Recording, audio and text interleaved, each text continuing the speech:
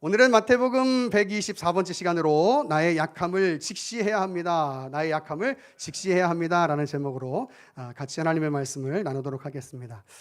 여러분, 제가 요즘에 생각하기에요, 2025년을 살아가고 있는 저와 여러분에게 있어서 정의로운 재판이라고 하는 말이 참 굉장히 친근한 말이 된 것 같다라는 생각이 듭니다. 그리고 정의롭다라고 하는 말이 굉장히 훌륭하고 멋지게 다가오는 말이 아닐까 하는 생각을 하게 됩니다. 여러분, 우리는 어떤 재판관이 주변의 시선이나 압박을 이겨내고 정의로운 판결을 내렸을 때 그 판사를 향해서 야, 정말 훌륭한 사람이구나 라고 말할 거예요. 그렇죠? 이 말을 여러분 반대로 말하면 그렇게 정의로운 판결을 내리는 것이 쉽지 않다는 이야기가 되는 것이기도 하죠. 그렇죠? 그래서 어떤 주변의 상황과 시선을 보면서 그것에 압박을 느끼고 어떤 그 법에 합당하게 또 정의롭게 판단하지 못하게 되는 것, 어쩌면 그게 나의 위치를 지켜내고 나의 지위를 지켜내는 데 있어서 아주 당연한 일이라고 생각할 수 있겠지만, 그럼에도 불구하고 어떤 정의로운 재판, 정의로운 심판을 내렸을 때 그때 그런 판사를 보면서 우리는 야, 정말 대단한 사람이구나, 정말 훌륭한 사람이구나 라는 얘기를 할 수밖에 없는 것 같아요. 여러분, 만약에 여러분이 사회적으로 또 정치적으로 어떤 대단한 권력을 가진 그런 지위에 계시다고 한번 생각해 보세요. 과연 주변의 그 어떤 시선과 압박에도 상관없이 정의로운 행동 혹은 정의로운 재판을 할 수 있다라고 장담하실 수 있을까? 여러분, 한번 생각해 보세요. 이 땅을 살아가는 그 모든 사람들에게는 하나님께서 허락하신 그 양심이라는 게 있어요. 그죠? 양심. 그래서 무엇이 옳은지, 무엇이 악한지에 대한 그런 그 판단의 능력이 다 있단 말이에요. 그런데 그 양심을 주변의 어떤 환경과 시선과 압박에 상관없이 지켜낸다는 것, 여러분, 그것은 참 쉬운 일이 아닐 것이에요. 그렇기 때문에 그 어떤 압박에도 불구하고 그 정의로운 일을 하는 사람들을 향해서 우리는 훌륭하다, 멋지다라고, 의인이다, 뭐 요즘 표현대로 얘기를 하는 것이죠. 하지만 이런 일들은 쉬운 일이 아닌 것은 분명한 것 같아요. 여러분, 저는 우리가 비판하는 어떤 정치 지도자나 종교 지도자들이 처음부터 주변과 타협하고 또 권력에 굴복하며 나의 지위를 지켜내야겠다라고 생각하면서 처음부터 그렇게 살았을까라는 질문을 해본다면, 제가 대답하고 싶은 말은 뭐냐면 그렇지는 않았겠지라고 말하고 싶어요. 왜냐하면 그래야지 조금 제 마음에 위로가 될 수 있을 것 같아서. 여러분, 그런데 이 세상을 살아가다 보면서 정의롭게 산다라고 하는 것, 참 의롭게 옳게 살아간다라고 하는 것, 그것이 참 힘든 일이 되었기 때문에 세상 가운데서 조금씩 타협하게 되면서 우리가 비판하는 그런 모습들을 가지게 되는 것은 아닐까 하는 생각을 하게 됩니다. 여러분, 저는 오늘 왜 말씀이 이런 이야기로 시작하고 있냐면, 오늘 말씀을 대하고 있는 저와 여러분에게 이런 질문을 통해서 오늘 말씀을 좀 더 깊이 묵상하길 원하는데, 과연 나는 타협과 욕망이라고 하는 그 내면적 외침에서 자유로울 수 있는가? 한번 질문해 봤으면 좋겠어요. 타협과 욕망이라고 하는 그 내 마음속의 외침에서 자유로울 수 있는가? 여러분은 어떤 마음을 가지실지 모르겠어요. 자신 있게 나는 그 어떤 것과도 상관없이 하나님의 말씀 안에서 정의롭게 살아갈 수 있다라고 자신할 수 있으실지. 사실 자신할 수는 없다 하더라도 우리 그리스도인들에게 있어서는 그렇게 살아가기를 애써야 하는 것이 바로 믿음의 삶의 모습이겠죠. 그런데 우리가 가진 그 인간의 본성이 우리로 하여금 하나님의 말씀 앞에서 정의롭게 살아갈 수 없도록 만들다는 사실을 우리도 너무나 잘 알고 있기 때문에, 그렇기 때문에 하나님 앞에서 내가 약한 존재다, 하나님 앞에서 내가 부족한 존재다라는 사실을 고백을 할 수밖에 없는 거예요. 그러면서 한편으로는 그 약한 우리에게 주시는 하나님의 은혜를 기대하는 마음으로 또 예배하고 기도하면서 이 땅을 믿음의 가치로, 믿음의 그 삶으로 살아갈 그 믿음의 싸움을 싸워가려고 애쓰는 거죠. 여러분, 그게 저와 여러분의 모습 아니겠습니까? 여러분, 그런데 오늘 본문에 나오는 이 빌라도는 예수님이 죄를 짓지 않았다는 것을 알고 있으면서도 사람들을 두려워하고 자기의 지위를 지켜내기 위해서 옳지 않은 판단을 하는 것을 보게 돼요. 오늘 본문은 빌라도가 예수님을 재판하는 그런 장면을 기록하고 있는 본문인데, 우리 여기서 빌라도가 사람들을 두려워하고 그래서 정당한 재판을 하지 못하는 그 모습을 보게 돼요. 우리가 18절을 보면 빌라도는요, 사람들이 시기심을 가지고 예수님을 자신에게로 체포해서 데리고 왔다는 사실을 알고 있었으면서도 사람들에게 질문을 하는 모습을 보이고 있어요. 내가 그리스도라고 하는 예수를 놓아줄까? 아니면 바라바를 놓아줄까? 이런 질문을 하는 거죠. 근데 사실 여러분, 우리가 이미 성경의 내용을 잘 아는 것처럼 바라바는 아주 유명한 죄수였다라고 이야기하고 범죄자였다라고 이야기하고, 예수 그리스도는 빌라도 자신도 그가 죄가 없다는 것을 이미 알고 있어요. 그럼에도 불구하고 그런 질문을 하고 있는 거예요. 여러분, 당시 명절이 되면은 죄수 한 사람을 풀어주는 그런 전통이 있었어요. 그래서 빌라도가 사람들에게 묻는 거죠. 바라바라고 하는 사람을 내가 풀어주기를 원하느냐, 아니면 예수 그리스도라고 하는 예수를 풀어주기를 원하느냐 하고 이제 사람들에게 질문을 하는 거예요. 근데 사실 빌라도는 이런 질문을 할 필요가 없는 거예요. 왜냐하면 예수님이 죄를 지은 분이 아니라는 것을 빌라도는 이미 알고 있었거든요. 근데 이런 질문을 하고 있는 거예요. 왜? 이런 질문을 통해서 자신의 어떤 죄책을 회피하려고 하는 것이죠. 이것이 바로 사람을 두려워하고 자기 욕망 가운데 타협하는 빌라도의 모습을 볼 수 있다라고 얘기할 수 있는 거예요. 여러분, 둘째로는 빌라도의 아내의 모습을 통해서 우리는 빌라도의 연약함을 보게 되는데, 빌라도의 아내가 빌라도에게 사람을 보내가지고 예수님은 죄가 없는 사람이니까 그에게 그 어떤 처벌도 내리지 말라는 그 이야기를 전해줘요. 그런데 빌라도는 역시 사람들을 두려워해서 예수님을 십자가에 못 박는 그 판결을 내리게 되는 거예요. 또 셋째로는 빌라도는요, 실제로 예수님이 십자가형을 받으실 만한 그런 악한 일을 하지 않았다는 것을 알고 있었음에도 불구하고 그 종교 지도자들의 사주를 받은 그 사람들의 그 외침, 예수님을 십자가에 못 박으라라고 하는 그 외침, 그것 때문에 사람들을 두려워해가지고 어떤 밀란이 날 것을 두려워해가지고, 그래서 아니, 이 사람이 무슨 악한 일을 했길래 십자가에 못 박는 그런 형벌을 내리느냐라는 것을 말하고 있지만, 결국은 예수님을 십자가에 못 박도록 넘겨주는 거예요. 여러분, 빌라도의 연약함이에요. 이미 무엇이 악한 것이고 무엇이 악하지 않은 것인지를 이미 알고 있었지만, 그러나 그는 자신이 갖고 있는 그 암과 상관없이, 이미 알고 있는 사실과 상관없이 사람들을 두려워하는 마음으로 그렇게 심판을 내리게 되는 것이죠. 사람들을 두려워하는 마음으로 예수 그리스도를 십자가에 못 박도록 판결한 거예요. 여러분, 제가 지금까지 이 빌라도의 약함에 대해서 말씀을 드렸는데, 이 사실을 요한복음에 가면요, 조금 더 우리가 좀 더 쉽게 이 사실을 좀 더 풀어놓은 내용을 살펴볼 수가 있어요. 우리 한번 성경을 찾아볼게요. 요한복음 18장 33절입니다. 요한복음 18장 33절.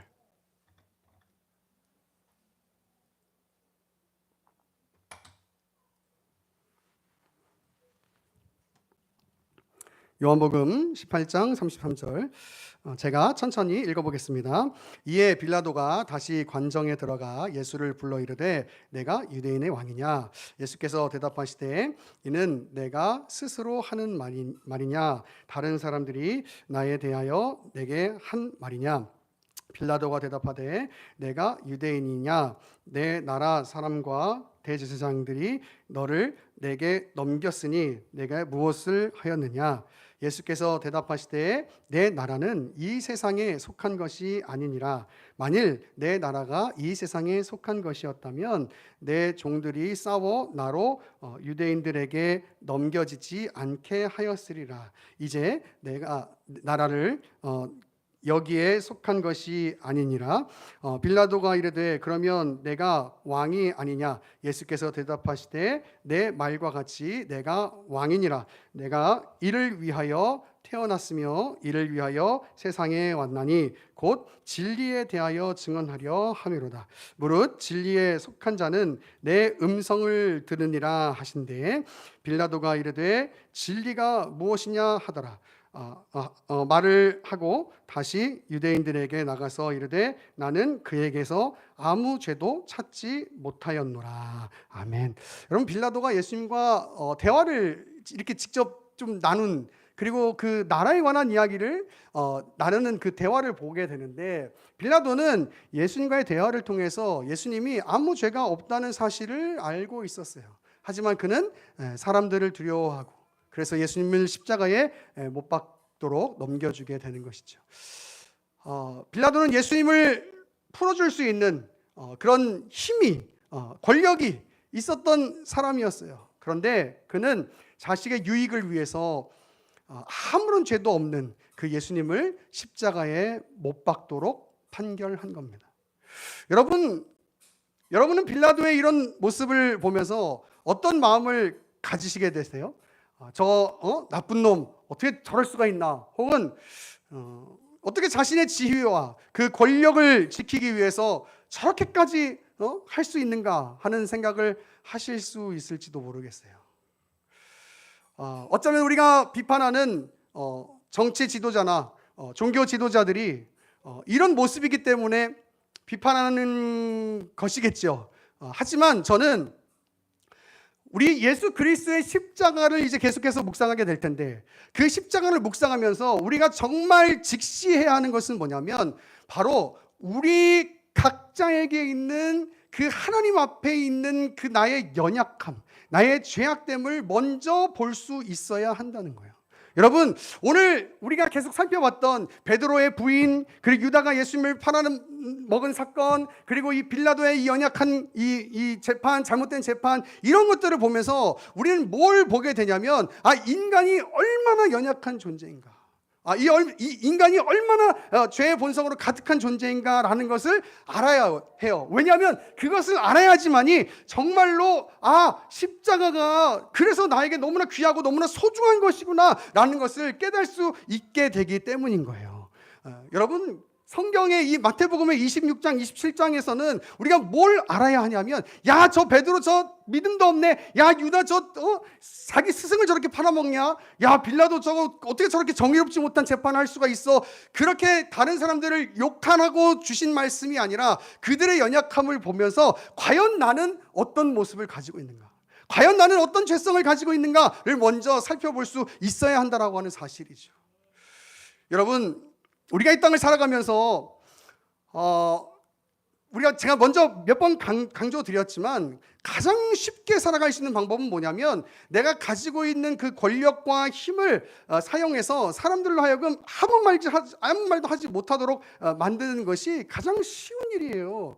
그런데 우리가 생각하는 그 세상의 권력이나 세상의 왕은 바로 그런 식으로 이 땅을 통치하는 것이죠. 그 세상의 논리를 알고 있으니까 우리가 하나님의 말씀 가운데 살다가도 때로는 불안해하고 두려워하고 때로는 타협하게 되는 거예요. 오늘 빌라도의 모습처럼 말이에요. 그런데 중요한 건 우리 안에 결국 우리 안에 존재하고 있는, 내재하고 있는 그 죄의 본성이 우리를 하나님의 말씀으로 가까이 가지 못하도록 만들고 있기 때문에 그렇게 넘어지고 쓰러질 수밖에 없다는 거죠. 여러분, 오늘 이 빌라도의 정의롭지 못한 모습을 보면서 우리의 모습을 한번 되돌아보기를 원해요. 우리는 언제나 늘 하나님의 말씀 앞에서 정의로웠는가? 우리는 언제나 늘 하나님의 말씀의 앞에서 늘 의로운 삶을 살았는가? 사실 그렇지가 않잖아요. 이 땅에서 그렇다고 말하고 고백할 수 있는 사람이 누가 있겠어요? 여러분, 그래서 예수님이 이 땅에 오신 거예요. 왜? 우리같이 연약한 사람들, 죄인인 우리를 구원하시기 위해서 십자가를 통해서 우리를 완전히 살려내시기 위해서, 그래서 예수님께서 이 땅에 오셨다는 사실을, 여러분, 나를 위하여, 나가 갖고 있는 죄를 해결하시기 위하여 예수님께서 이 땅 가운데 오셨다는 사실을 여러분 믿으시기를 간절히 축원합니다. 우리가 좀 아까 읽었던 요한복음 18장 36절에는 그래서 예수님께서 빌라도에게 이렇게 말씀하세요. 제가 천천히 읽어볼게요. 들어보세요. 요한복음 18장 36절이에요.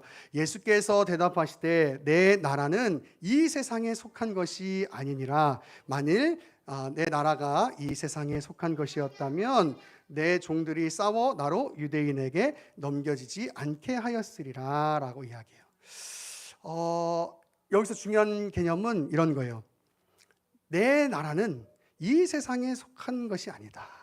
여러분, 제가 좀 아까 무슨 얘기했냐면, 제일 쉬운 건 힘을 가지고 나보다 더 약한 사람들을 굴복시켜서 내가 원하는 것을 이루는 게 가장 쉬운 일이에요.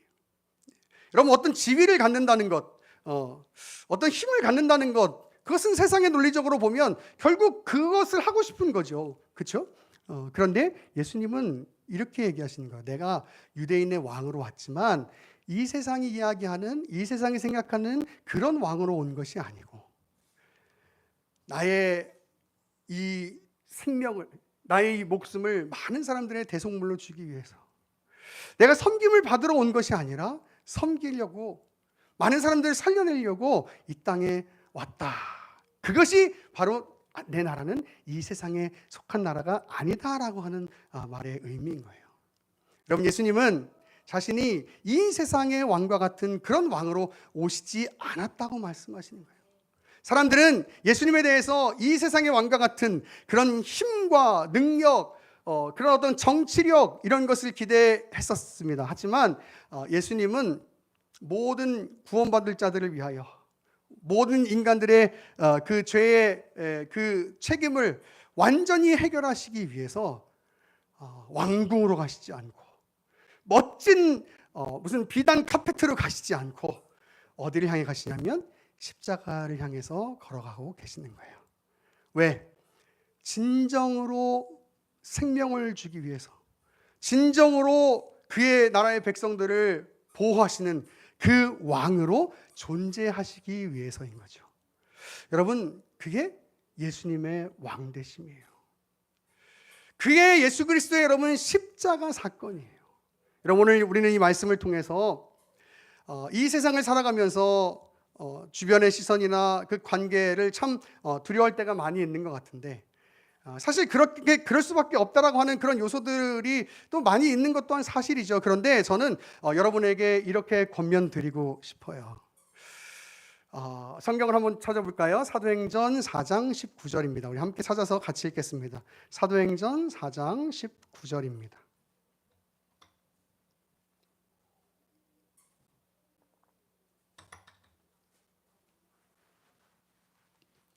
사도행전 4장 19절 함께 있습니다. 시작.